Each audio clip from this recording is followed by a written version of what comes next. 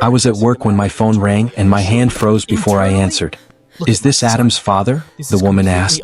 "Yes," I said, already standing. "There's been an incident at school," she said calmly. "Your son was disciplined." I drove there fast. When I entered the hallway, I saw Adam sitting alone. His head was shaved unevenly. His eyes were red. "Dad," he whispered, "I didn't know."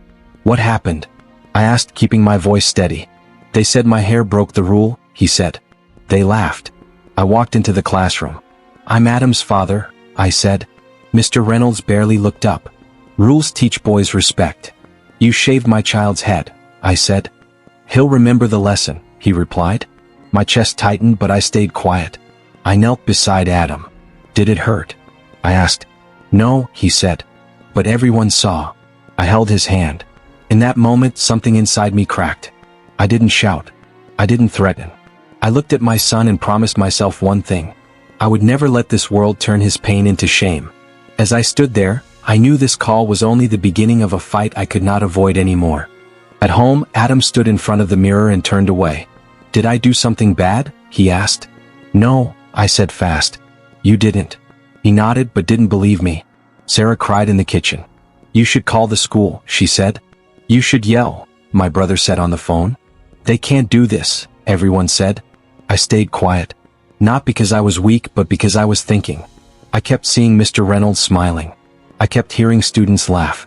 I kept remembering my own teacher saying pain built character. Adam sat beside me on the bed. "Dad," he asked, "would you be ashamed if it happened to you?" I didn't pause. "Never." "Then why did they do it to me?" he asked. I had no easy answer. I hugged him. I felt his small hands shake. That was when the idea formed.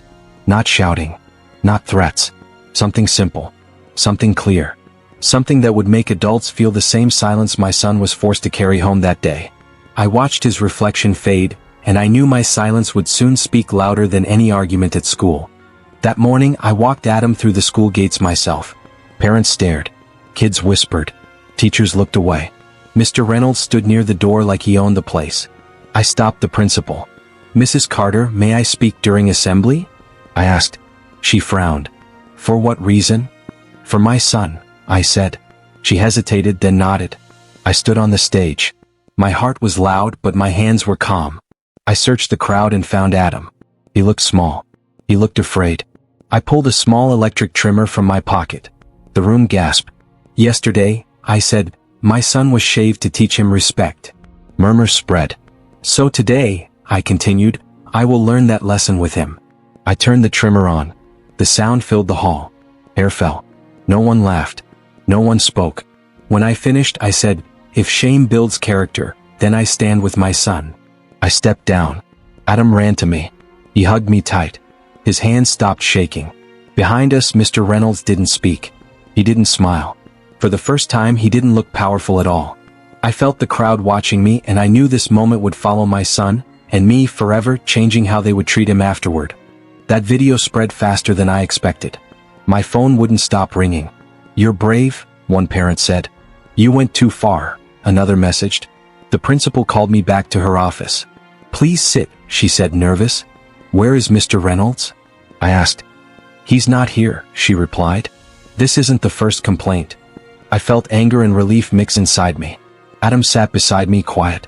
Kids stopped pointing at him. One boy said, "That was cool, man." Adam looked at me, surprised. Later, Mr. Reynolds tried to explain himself. "Discipline was misunderstood," he said. "You humiliated a child," I replied. He avoided my eyes. The school board started an investigation. Emails came. Meetings followed. Power shifted without shouting. That night, Adam asked, "Did I do the right thing by telling you?" I answered, "You did the bravest thing by speaking the truth." "Will they stop now?" he asked. "They have to," I said.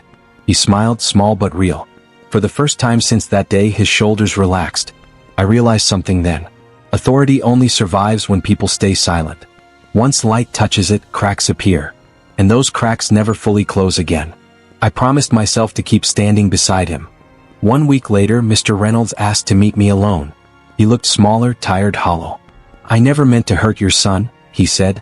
Pressure made me strict. "I'm sorry." I listened without interrupting. "I hear your apology," I said.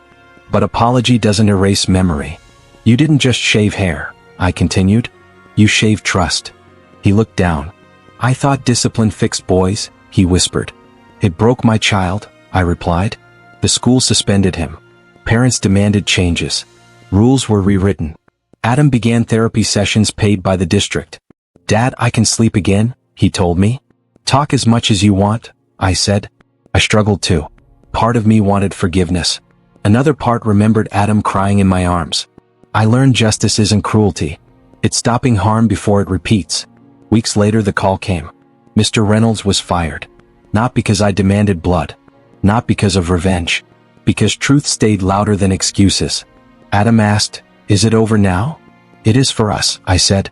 "What matters," I added, "is you're safe." He nodded.